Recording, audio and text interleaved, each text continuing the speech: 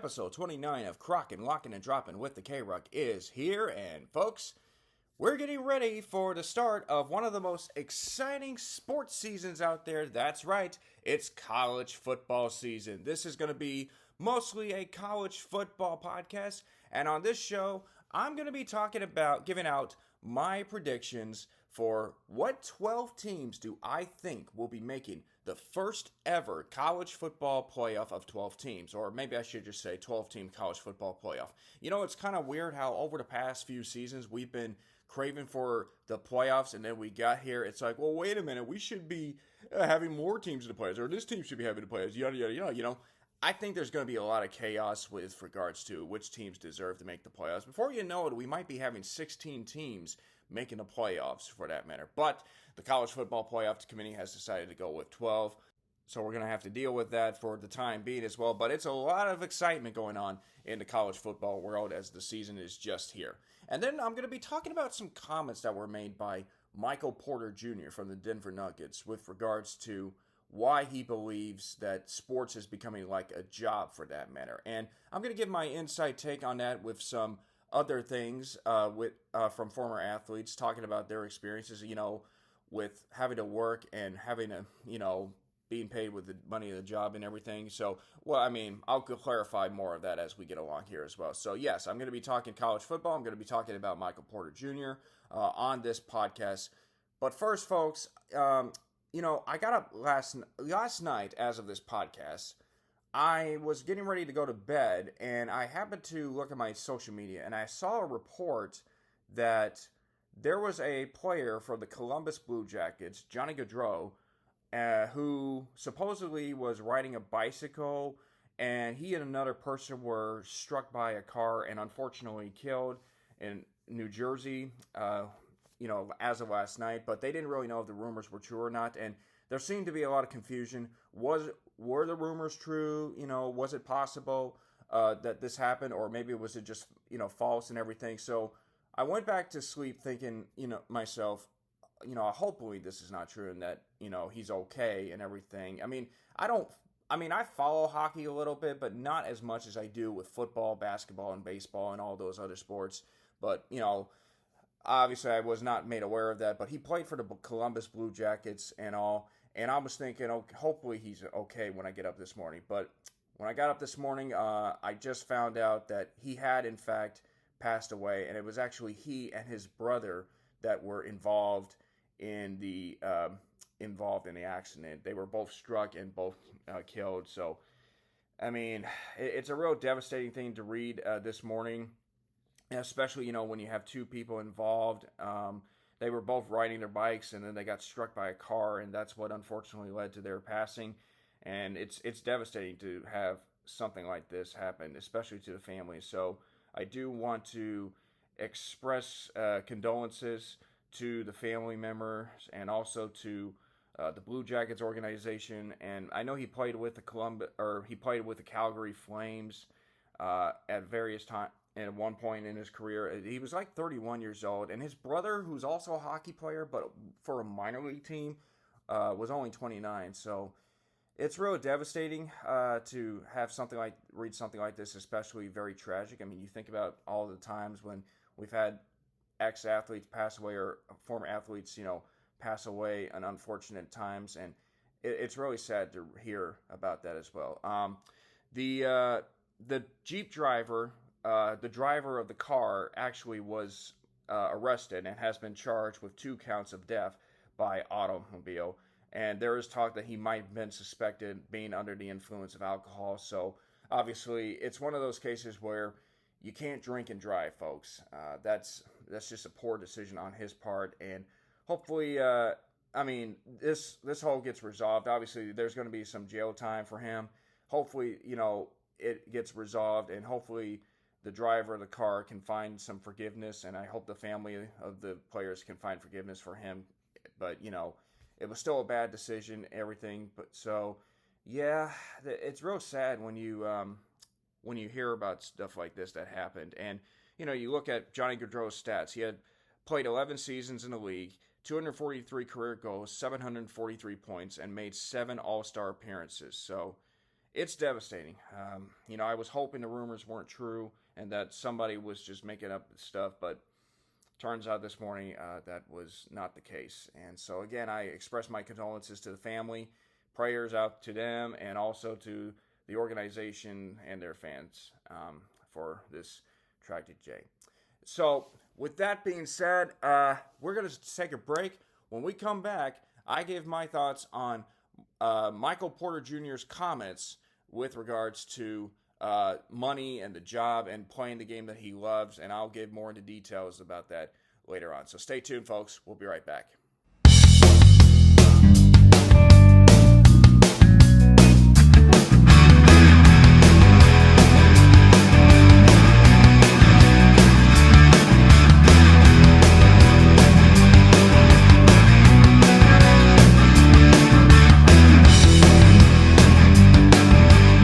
Segment right now, and folks, this is a bit of an interesting one because Michael Porter Jr., a role player for the Denver Nuggets, recently made some comments on a podcast hosted by Austin Rivers talking about playing the game of basketball while having to deal with expectations because you recently signed a max contract, or a while back you signed a max contract as well.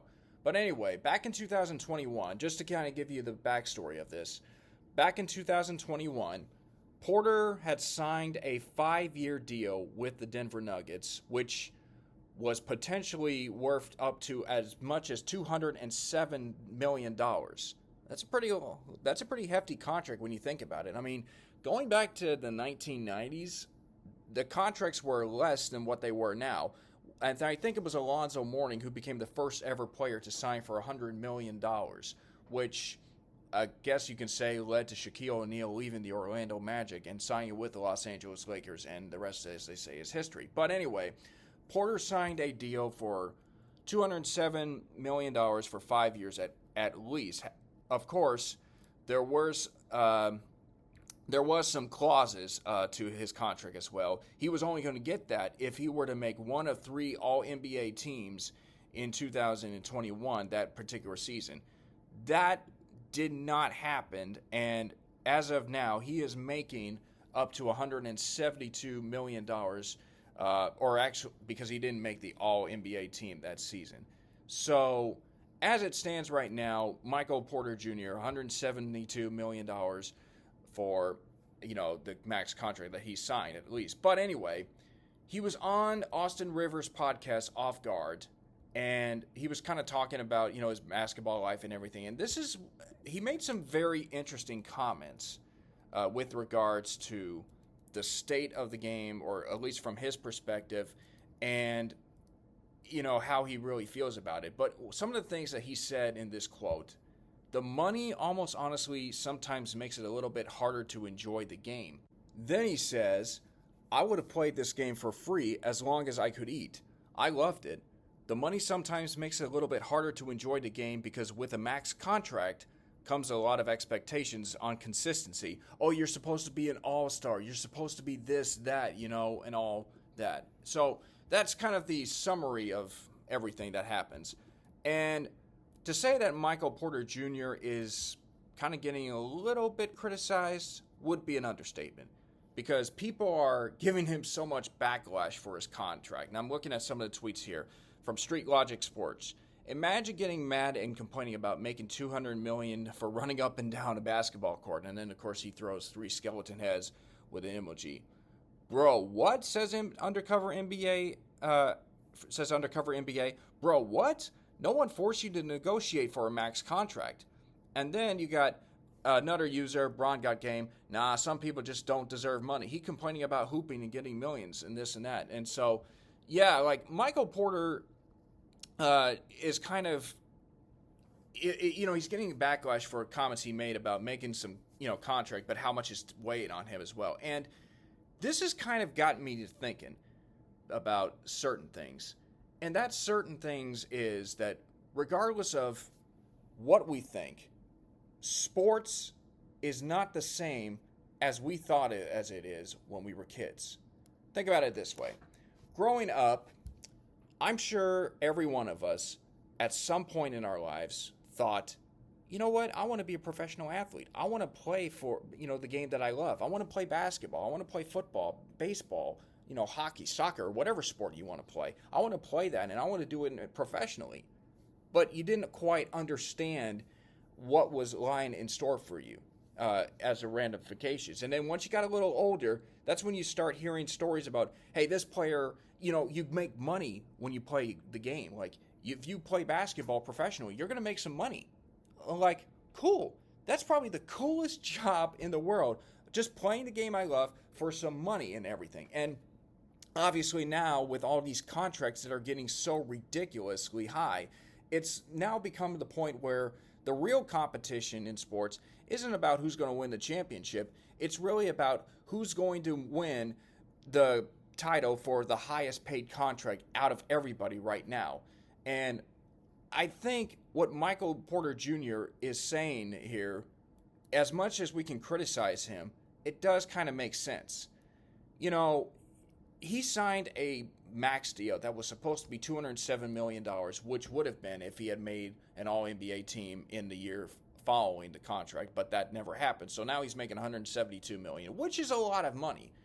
But with a lot of money comes that expectation, because the thing is, when you sign a contract for a large amount of money, there's going to be a lot of expectation. Are you deserving of that contract? Can you perform up to that contract?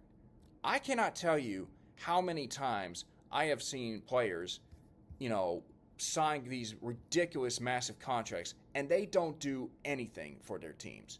One name that comes to mind is Brock Osweiler, and I say this as a Texans fan.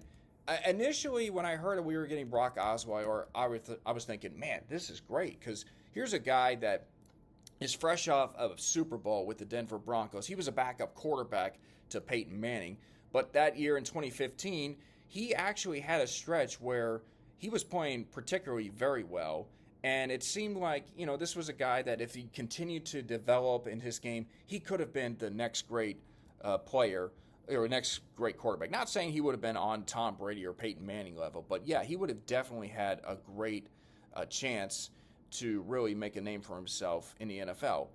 And then you heard that the Houston Texans, after he won a Super Bowl with the Broncos, he ends up signing a 4-year, $72 million contract with the Houston Texans, $37 million guaranteed. And that was something, because Brock Osweiler, talented quarterback, okay, he's not, he's not Tom Brady or Peyton Manning, but that's kind of money that you expect, like a backup quarterback, or at least a decent quarterback. Like Peyton Manning could play 4 years for $72 million. Tom Brady could. Eli, Ben Roethlisberger. If we were to go in today's standards, Patrick Mahomes, that's too easy. He'd make that money. He might want a little more, but hey, he'd make that money. Lamar Jackson, you better believe he's going to make that money. He's going to want that money. But Brock Osweiler, what did the guy do? Yeah, he had a couple of weeks in Denver where he was great, but he didn't really do anything to earn that contract. I guess the Texans were so desperate at the quarterback position that they just said, hey, we'll pay you this amount of much. And really, they thought they were getting a quarterback that was going to, help them out, win games. But it just didn't quite work out well. Yet, the Texans, they still made the playoffs that year, but they didn't do much. They went to the divisional round, but they still lost. And Brock Osweiler, he really struggled that entire season. He just never could get anything going. It just wasn't quite going to work out. And then, of course, he gets traded to the Cleveland Browns, which for the Texans, which they would use one of their picks to get Deshaun Watson. And that's a story for another day. But Brock Osweiler is a guy that I think of when I think of quarterbacks that were overpaid. And then you think about some other names, Neil O'Donnell, not a great free agent pickup. Just trying to think of some cases like that. But then you tend to think about some of the worst NBA contracts in the history of the game. When you think about it, it's like you think about Ben Wallace. Here's a guy that, was supposed to be this great dominant force. And he was. He's a Hall of Famer for Detroit Pistons, led them to a championship in 2004. But, in 2006, he signs a 4-year, $60 million contract with the Chicago Bulls, and it just didn't quite pan out the way that they wanted it to. So that was not a great contract for him. You then think about, oh man, Chris Webber. Here's a guy. So get this, folks. Chris Webber, number 1 pick in the 93 NBA draft for the Orlando Magic, but then he got traded that same night to Golden State. Golden State gives him a 15-year deal for $74.4 million before he plays an NBA game. And they also gave him a clause which let him to opt out after the first season, and he becomes a restricted free agent afterwards. Why they did it, I don't understand that. But it just clearly the Golden State Warriors were overthinking things here with Chris Webber, because they figured they were getting a guy that was going to be great for them, but yeah, that just didn't quite work out. Gilbert Arenas, he signs for 6 years, $111 million. Plays only 8 games in the 07-08 season after a knee injury, but he still gets that 6-year contract with the Washington Wizards. And then, of course, he kind of had that incident with the whole armed standoff with a gun over a card game on the team playing, or in the locker room for that matter. So, but yeah, there have been a lot of crazy contracts in a sense. But back to my point on Michael Porter Jr., what he's saying is, when you sign a contract like that, there's a lot of expectations. I mean, there's always expectations, but that can apply to be mentally stressed for any athlete in that particular. And look, the guy signed a contract, and I get it. He has to live up to those expectations. He's a role player, and he's a pretty good, role player for the team, but at this point, it just was, the expectations are there. The Denver Nuggets are still one of the best teams. You have to contribute to a team that is looking to win a second championship after losing the chance to go to the finals last year, for that matter. But, I mean, Denver, with Michael Porter Jr., he understands what he's talking about. But the fact of the matter is, he's making a living doing something that he enjoys a lot. I mean, think about it. Sports is a job. When you're an athlete, that's a job. It's no longer, hey, you're playing just for the love of the game. I mean, yeah, athletes say, well, I'd play for free if I could, but you're making a lot of money. You're making a lot of money to help fix out your financial situations. You buy cars, you buy a house, you buy stuff for your mom. I mean, as long as you do it right, as long as you handle the money the right way, that's great. But, it's still that expectation, because when you sign this contract, there is a lot of expectation that comes with it. And if you don't play based on that contract, that is a problem, because you're wasting the organization's money, because they paid so much. They're paying you so much to deliver, and you're not doing that.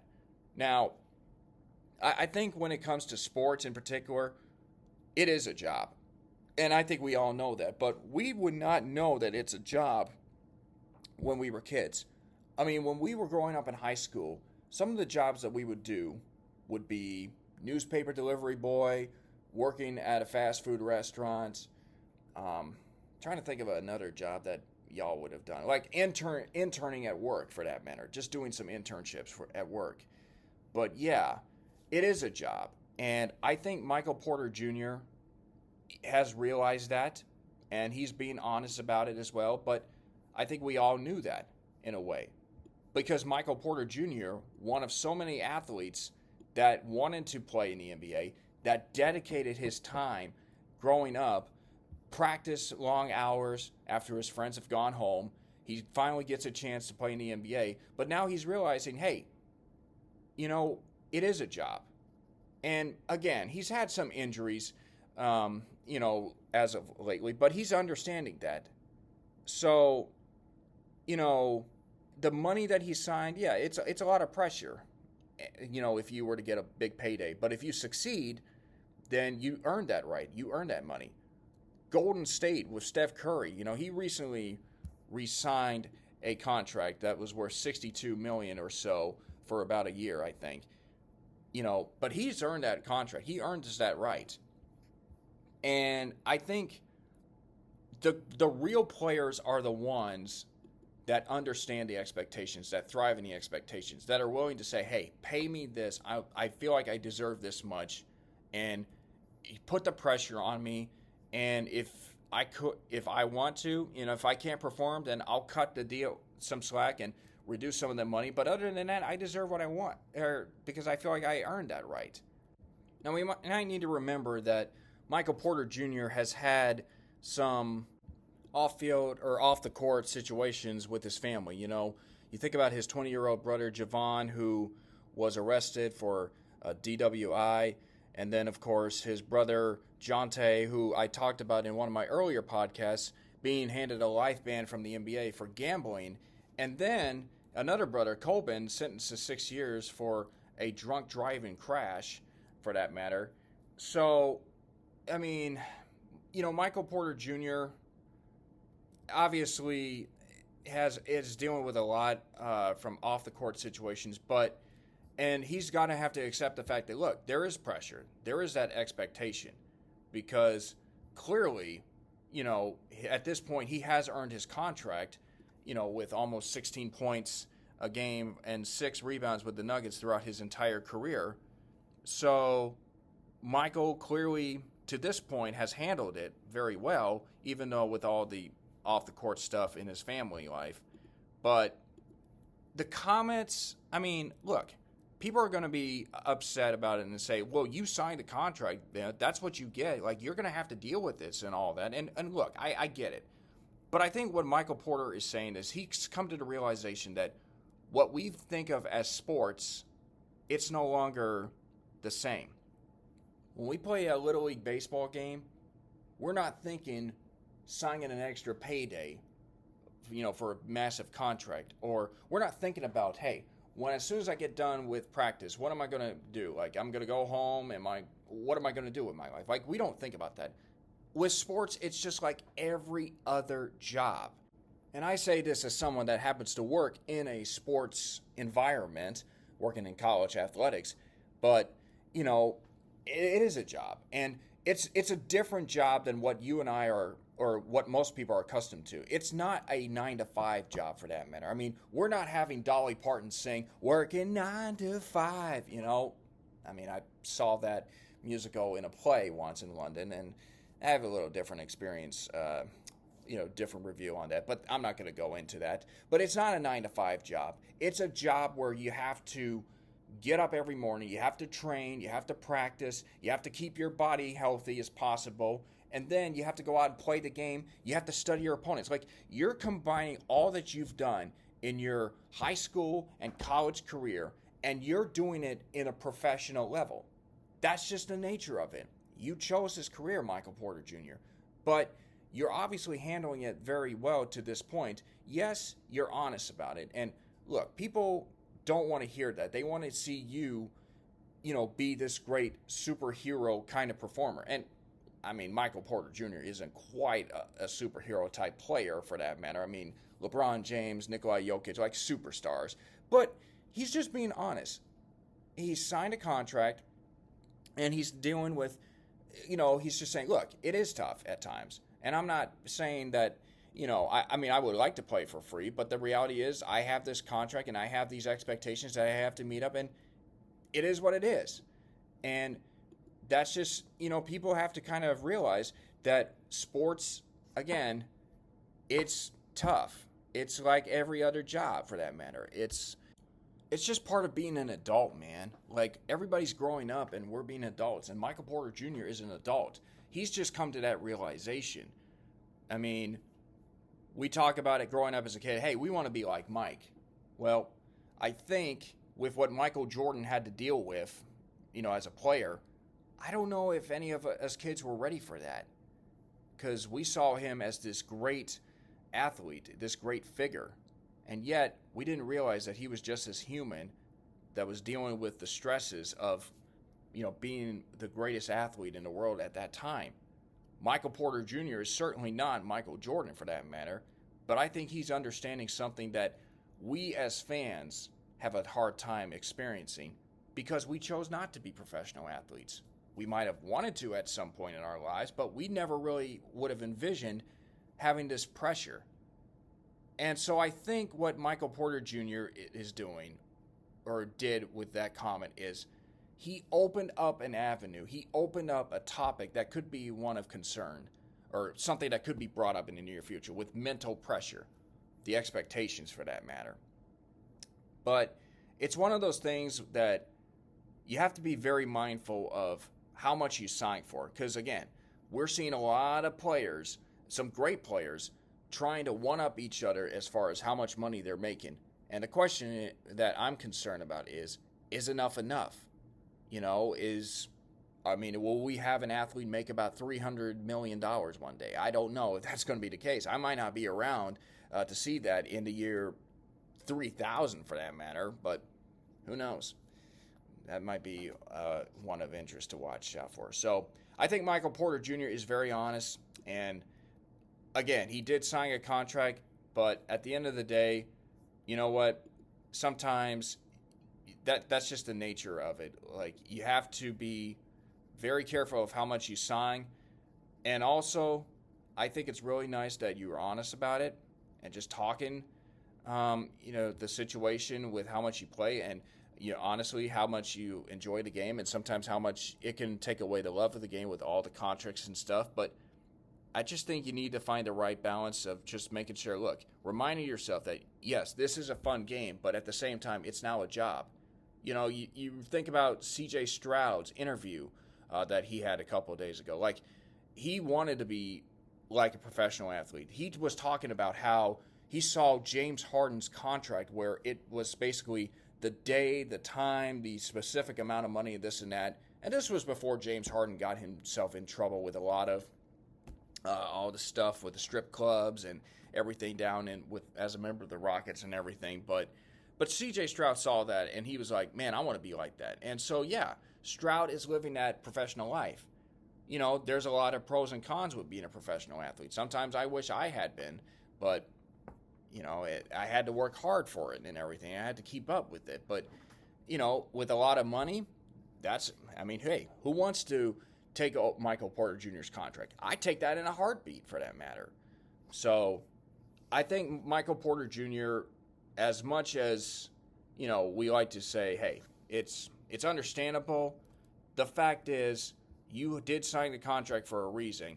There's a lot of expectation that's to be put on you, and you have to perform up to that. Because if you don't, the Denver Nuggets just wasted a contract for you. But so far, I think he's handled it pretty well, and he's definitely been a contributor for the Nuggets. And I would think that Denver would be one of the teams to watch out for in the next couple of years. So all that being said, I think we need to be a little careful, be respectful for Michael Porter Jr. and his opinions, in that situation. So it's something that we all should take for consideration.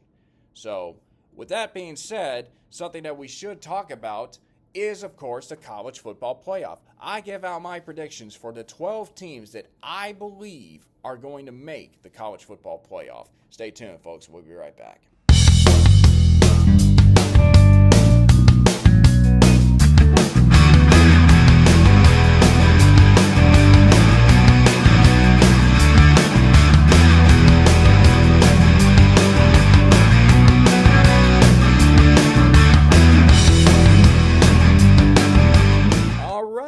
It is time for college football. Yes, college football, one of the best things in the world. I think college football is definitely better than the NFL. Now, don't get me wrong, I like the NFL, but I think from an atmospheric environment, the excitement, college football is there because there are a lot of leagues, there are a lot of teams and everything.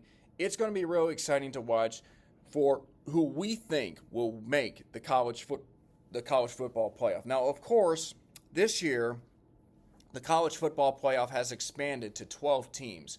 That means that 4 teams, the top 4 teams, will be given a first-round bye, while the other 8 teams will play a wild card format type environment to advance to take on those top 4 teams. So definitely looking forward to watching some great football and everything for this season. Hopefully I get an opportunity to do so. And yes, I do have to go to college football games as part of my job working at Lamar University. And, I think Lamar University will have a pretty good team. Last year we actually finished 3rd in our conference, either 3rd or 4th, but we had a pretty decent team for a while. So I think this team could be a team that could contend for the Southland Conference Championship and also make the NCAA playoffs. They do things a little differently in the FCS level. So anyways, time to talk some college football playoffs. And so what I thought I'm going to do, I'm going to give out my top 4 teams that I think will make the college football playoff. And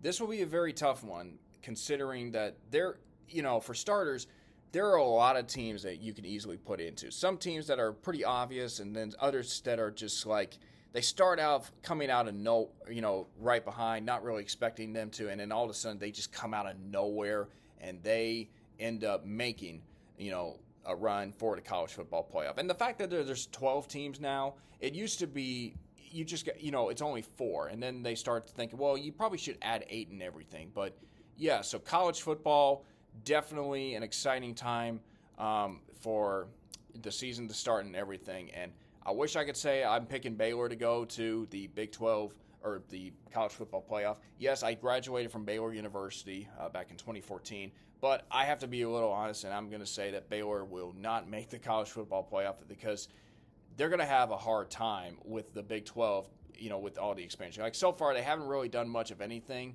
ever since 2021, but yeah, I just think Baylor will have a hard time trying to get themselves back to, it's going to take a while before we see them come back to what they were. Anyway, with that being said, so what I've decided to do, I'm starting off with the top 4 teams that I think will get the first round bye. And I'm just going to say, hey, these are the 4 teams that I think will make, the first round bye, and we'll wait for competition. So with that being said, my first team I'm going to pick is Georgia. Actually, what I'm going to do, I'm just going to pick out my top 4 teams for that matter, in no particular order. I'm going to say Georgia goes at number 1. Ohio State is number 2. I just think, Ryan Day, with the lack of success he had with Ohio State, I say lack of success, but they've been some great teams. They just haven't been able to get themselves back to the national championship format. I think this is the best chance for Ohio State to do something. I think it's also their last chance to try and win a national championship with Ryan Day, because I think he's one of the coaches that's on the hot seat. And if he doesn't win the national championship or even get there, that's going to be a little bit of a problem. So I think for now, I'd still say Ohio State will be at least a top 4 team. I also think that Oregon will be a top 4 team, maybe number 3, depending on how you look at it. Just the way, the fact that this past season, with what they did, if with regards to their campaign, they finished 2nd in the Pac-12. I mean, Washington just had this remarkable year, and I think it's going to be really hard for Washington to duplicate that success. I think Oregon's the team to beat in the Pac-12, or at least not the Pac-12, but the new conference that they're in at this point. And again, with all these conference situations, it's definitely it's going to be hard to kind of it's going to take a while to get accustomed to seeing Oregon being in a different conference for that matter. So we'll just have to deal with it for the time being. At least they're in the Big Ten now, so that's going to be something to keep an eye out for. Oregon's going to be playing Ohio State this year. But I think Oregon, and that may be the one game that could knock them out of the college football playoff if they lose to Ohio State, but I think Oregon might be able to bounce right back. I still say they have a chance to, make the college football playoff, even with one loss for that matter. So I say Oregon is my number 3 team. And then my number 4 team, this is a tough one because I got 2 good options, but I'm going to go with Utah. Yes, Utah Utes, a team that has really been developing some great talent over the last few seasons, and I definitely am curious to know how they'll be able to play out. They were 4th in the Big 12, and I mean, the Big 12 will definitely be something to look out for this upcoming season. Like, you have Utah coming in, you have Colorado coming in. You know, it's no longer the days where, I mean, you even have Arizona coming in as well. So it's just no longer the days where, you know, it's been Texas, Oklahoma State, Texas A&M for that matter. I mean, it's just crazy how we're adding some new teams to the Big 12 conference for that matter. Former Pac-12 teams, now that the Pac-12 has pretty much been evaporated for the time being. But Utah, I got as my number 4 team. Utah, of course, won their first game, shutting out Southern Utah 49-0. So I think Utah will be a very good team to watch out for in the process in the Big 12. And I think they'll make some noise in the Big 12 for that matter.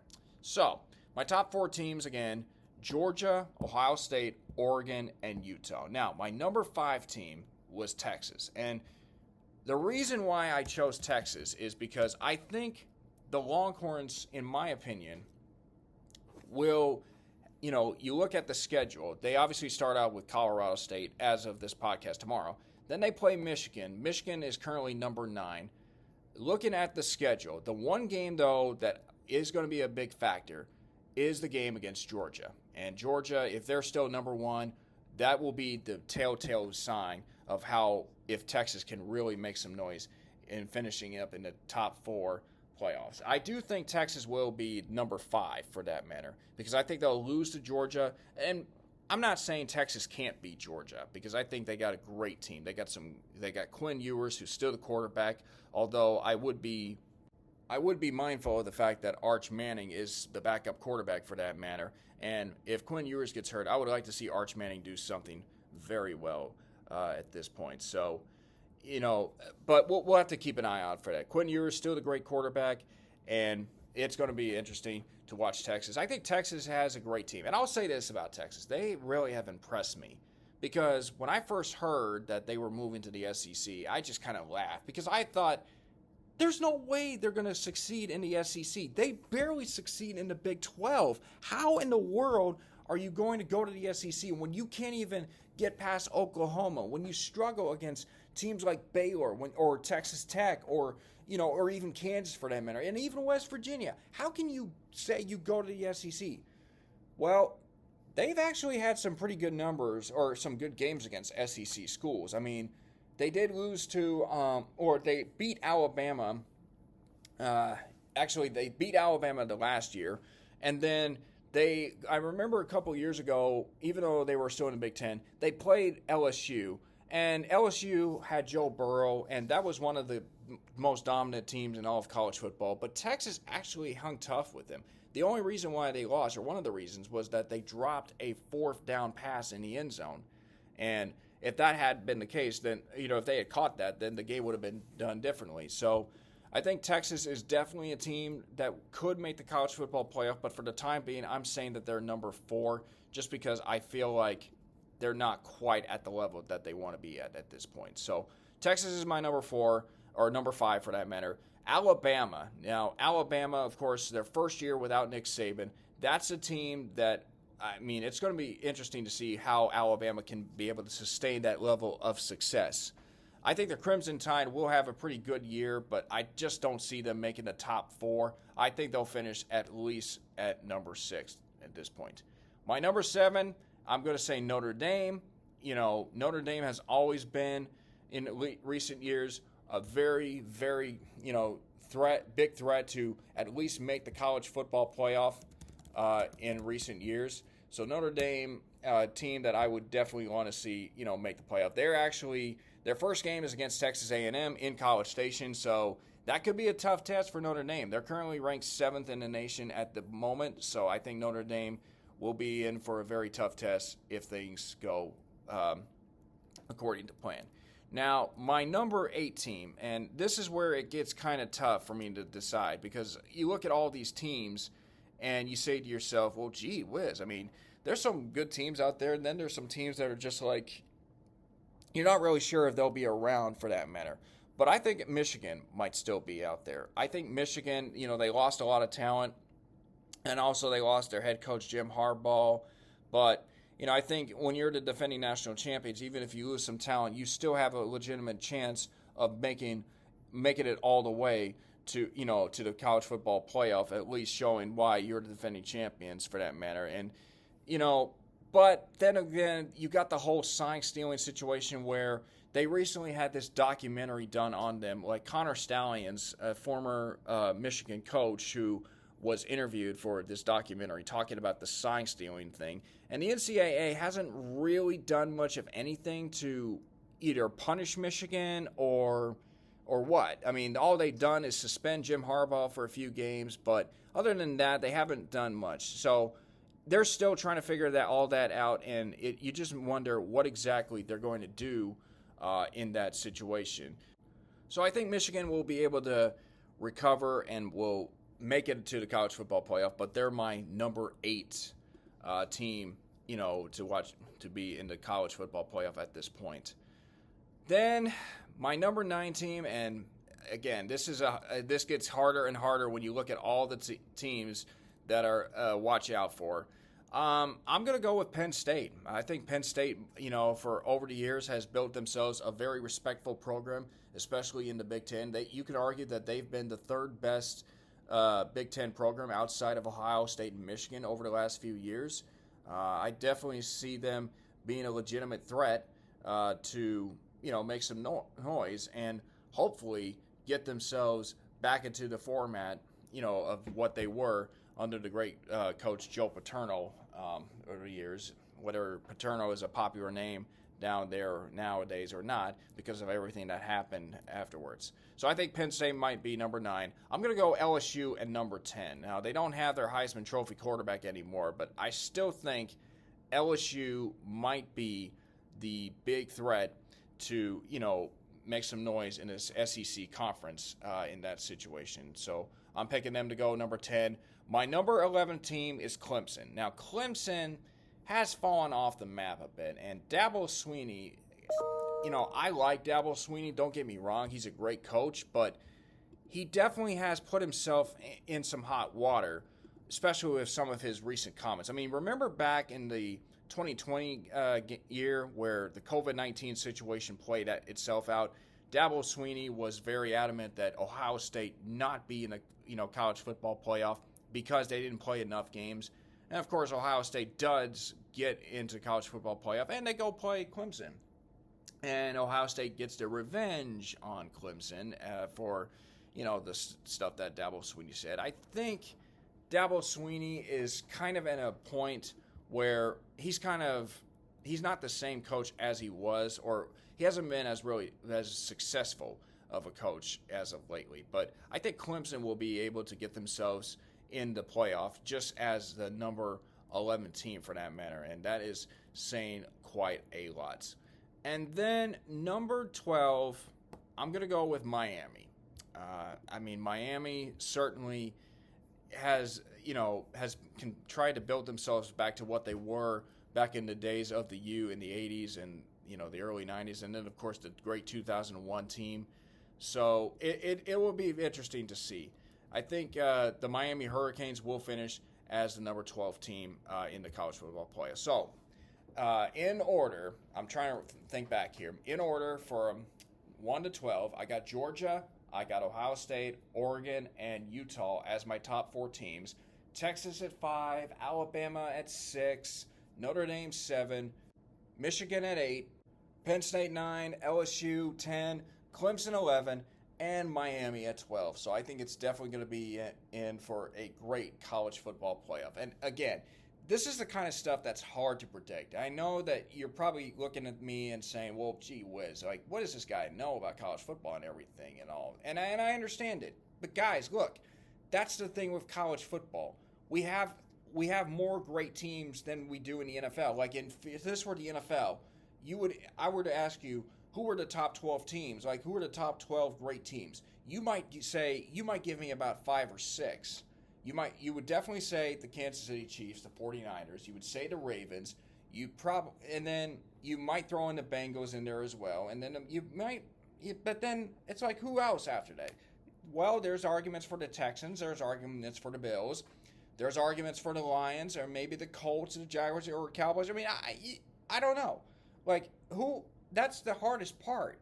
I mean, guys, this is college football. It's so wide open. It's really hard for me to, go all into details of what you're going to expect here. I think it's going to be a great college football season. I can't wait to see how everything plays out. I know it starts Saturday for them, or tomorrow as of, the recording of this podcast. But hey, guys, it's going to be real interesting to see how everything plays out. So I am definitely looking forward to watching some great old college football when I get the opportunity. But folks, and then of course, let me make my predictions for how everything's going to play out. I think it's going to be Georgia that's going to return to the college football national championship game, and I think Texas will I'm going to say Georgia and Texas will meet each other for the national championship in a rematch after earlier this year.